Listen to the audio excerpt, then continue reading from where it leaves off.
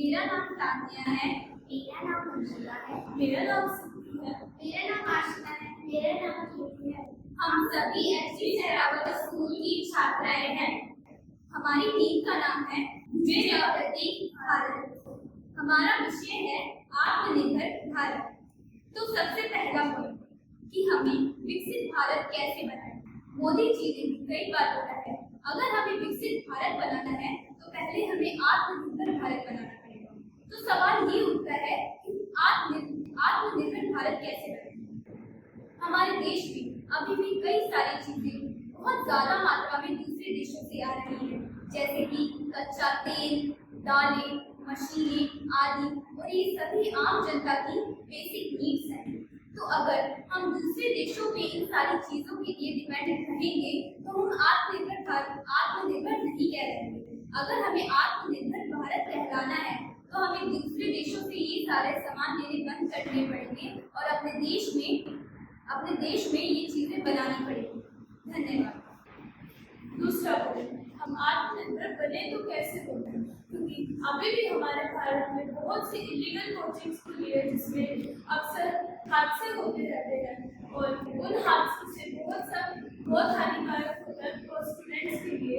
तो इससे हमारी सरकार को एक्शन लेना चाहिए कि हम अपने एजुकेशन सिस्टम के लिए इलीगल जितनी भी कोचिंग है उन्हें बंद करवाए और लीगल कोचिंग खुलवाए।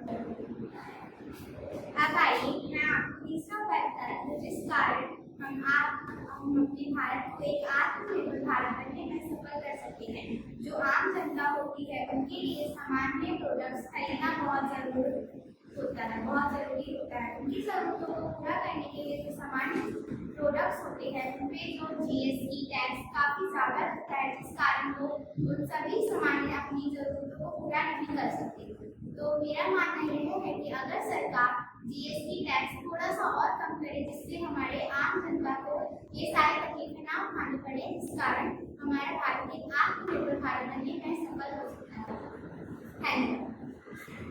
चौथा पॉइंट, अगर हमें भारत को आत्मनिर्भर बनाना है तो पहले भारत के हर एक व्यक्ति को आत्मनिर्भर बनना होगा।